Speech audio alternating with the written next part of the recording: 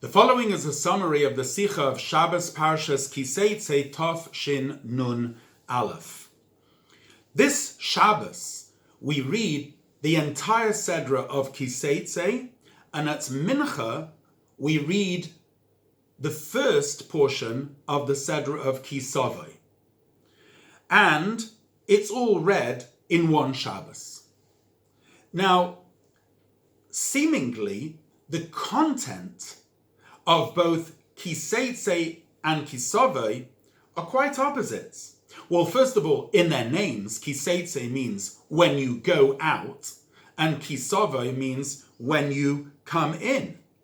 Ki Seitzei is talking about when you go out to war, and Ki Seitzei means when you come in and settle the land.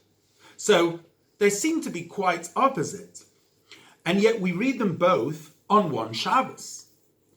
And especially if we look at them in terms of our Avodas Hashem, Ki Seitzei talks about the descent of the soul down to this world to become engaged in refining the material world in a form of a battle, and Ki Seitzei talks about settling the land in way of tranquility and peace.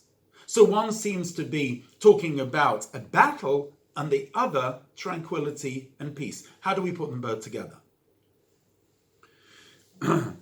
Especially now, Ki Seitzei, we talk in terms of le'asid lavei, in terms of the coming of Mashiach. When we'll come into the land, today refers to our entry into the land when Mashiach will come. And therefore, looking at the two Sedras, they actually have two completely different directions. Ki Seitzei is the avodah, the service that will bring to the Geula, ma'asenu va'avodosenu, our deeds during the length of exile. And Ki Seitzei refers to the reward that we will get in time to come. And yet, they're both juxtaposed in one Shabbos.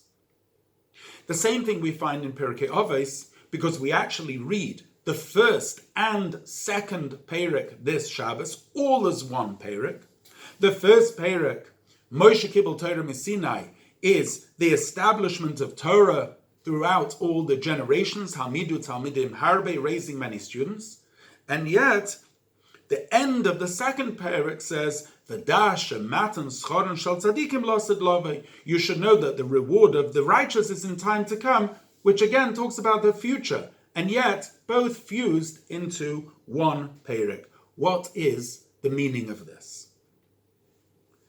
The answer is that the second Sedra, Ki Seitzei, is an explanation and a path of how we should fulfill the Ki Seitzei. In other words, when we go out to battle, it should be in a way of tranquility, in the knowledge that the reward of the righteous will be in time to come. Or, more poignantly, as it's written in the Seder of Ki Seitzei itself, like a day worker who is paid on the day, similarly, we should go out in the knowledge that there is going to be immediate payment and reward for this avodah. How do we understand this? We'll understand it by looking at the comment of Rashi at the beginning of this week's Sedra. Ki Seitzei la melchama aloivecha. When you go out to battle against your enemy, says Rashi, what type of battle are we talking about? B'melchemes harashus hakasav medaber. There are two types of wars. One is called a mitzvah war, a melchemes mitzvah, and the other is called melchemes rashus. It's a war by way of permission. In other words, permission was granted by the hierarchy, the prophets, the kings, the Sanhedrin, to go out to war. But it's not an obligation. If they want to and they agree to do it, it's called a melchemes harashus. Now, the question is an obvious question. If, in its spiritual dimension, Ki Seitzei la melchama is interpreted as the descent of the soul to this world, in order to engage in battle, refining the world, surely that's obligatory it's not just a milchemes reshus. It's not by permission if you want to, yes, and if you don't want to, no. Surely that's the whole obligation of the descent of the soul. Furthermore, if the avodah, the service, is obligatory, how can we talk in terms of reward? Reward is if an employer employs an employee, then they have to pay them on the day. However, a servant serving a master, they don't get paid. That is exactly what they're created for. In terms of our service of Hashem, I've been created to serve my master. So how can we talk in terms of sachar, in terms of reward? We'll understand this by looking at the word Seitzei. Ki Seitzei la melchama. In its spiritual dimension, Seitzei means when you go out from your original source. What was the original source of the soul? The original source of the soul was on a level that transcends the whole chain order of creation. If you want, in the words of the Midrash, in Medrash Rus, it says that before Hashem created the world, B'mi nimlach, with whom did he confer? B'nishmeiseyan shel tzadikim, with the souls of the righteous, or as the Medrash says elsewhere, machshavtam shel Yisrael kodma. The thought of Jewish souls, or Jewish souls, arose in the supernal thought, which means that it preceded the world and any level of creation of the world, even before the Tzimtzum Harishon, even before the very first symptom which brought about the possibility for creation. Now, on that level, where Yisrael v'kudshabrichu kulachad, where the neshama is at one with Hashem, and Hashem consults with the neshama to say, what do you think about creation? And the neshama gives its go-ahead, it gives its permission. On that level, it's called the milchemes reshus. It's not obligatory. When is the soul obliged to engage in avodah? Once it descends into the world. There, it becomes a servant, and one can't talk of reward. However, initially, Ki Seitzei, when it goes out of its supernal source, then it was by way of permission. It was consulted. And therefore, when it decided to do it, one can talk about reward. Let's go one step deeper. The whole reason why the soul is sent down to this world is because Nisava HaKadosh Baruch Hu Liyas Le'Yisbarach Dira B'Tachtonim. The Alter Rebbe explains in Tanya chapter 36 that the whole purpose of creation is that Hashem desired to have a dwelling in the lowest of all worlds. And that dwelling has to be for the essence of God, and it must be made within the parameters of the world itself, of the Tachtonim itself. That necessitates the descent of the soul coming down to this world. Now, in order for that to be achieved, it must be recognizable in the soul that the soul comes originally from a source which transcends the world, and its whole point of descent is to reveal in the world the very essence of creation. So in other words, now we understand the fusion of Ki Seitzei and Ki Seitzei.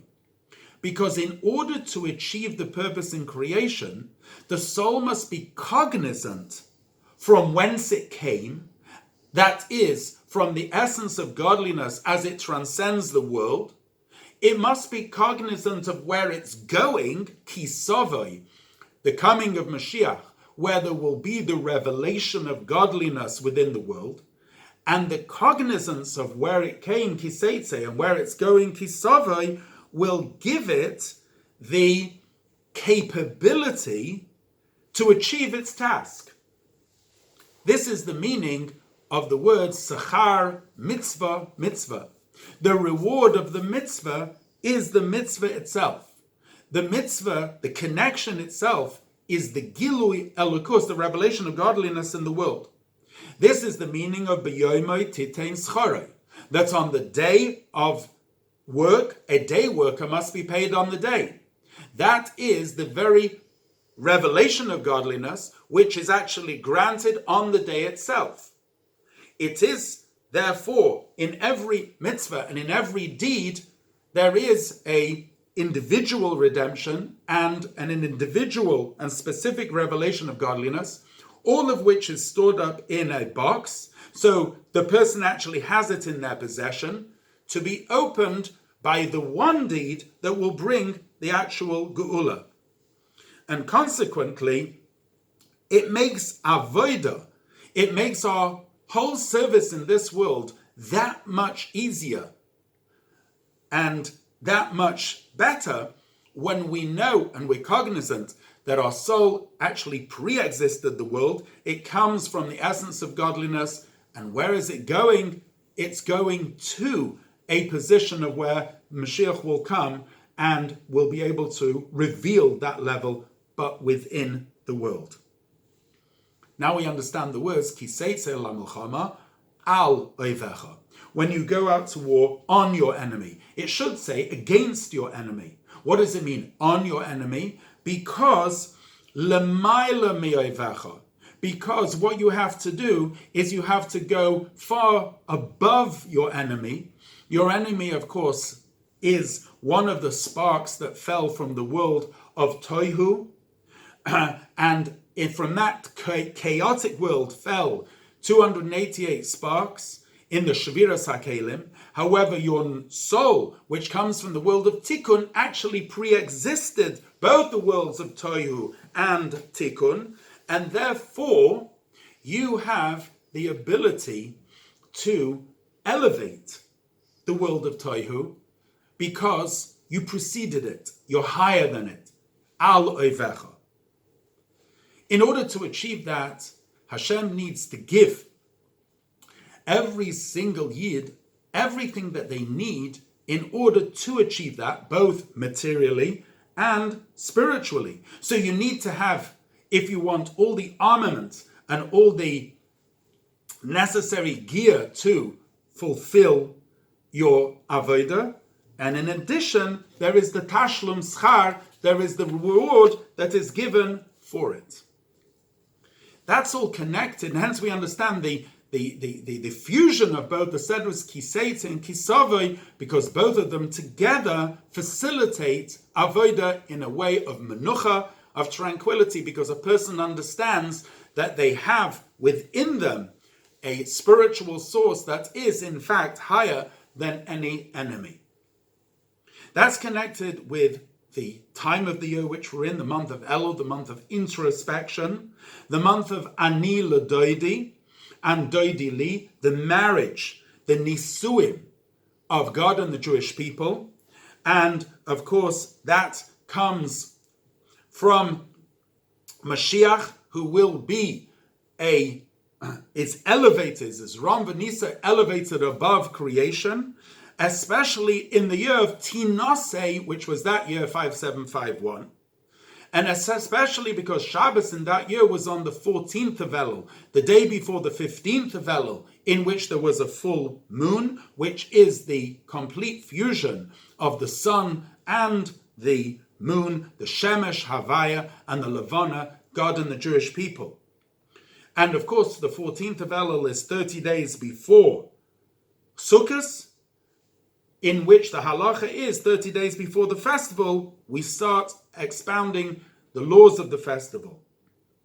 Also, especially because in the previous week, there was the marriage of the previous Rebbe on the 13th of Elul, and of the Rebbe Rashab on the 11th of Elul, and the founding of the Yeshiva Tomchei Tmimim on the 15th of Elul in the year Tafresh Nun Zayin, which was during the Sheva Brachas of the Frierdiker Rebbe. All this is representative of the true Nesiim who lift and facilitate the marriage of the Jewish people and Hashem. Especially the Yeshiva Tomchei Tmimim, where they learn a Torah Tamima, a complete Torah, both the revealed and concealed parts of the Torah together. And they are the Chayolei Beis David, the soldiers of the house of David, especially this being 40 years after the passing of the Frierdiker Rebbe, when, as Hashem granted to the Jewish people in the desert, and Einayim Liris, eyes to see, ears to hear, and a heart to understand, similarly now we have that advantage in the 40th year after the passing of the Frierdiker Rebbe. And consequently, we have the directives of these Verbringen. Number one, to be mefarsem, to publicize in every place that we have finished ma'asenu v'avodasenu, our avodah during this long galus, this long exile, and now we should begin the era of matan schoran, of the reward, reaping the rewards for that avodah. Secondly, we should celebrate the 15th of Elul as the day of the establishment of the yeshiva of Tomchei Tmimim, and each individual's house should become a miniature Tomchei Tmimim, in that there is in that house the learning of both the revealed and concealed parts of Torah, Nigla and Pnimis HaTorah, of Chassidus. And finally, since it's 30 days before the festival, we should make sure to see to it that everybody has all their needs for Zman Simchaseinu, for Sukkot, and even before that, for the festival of Rosh Hashanah.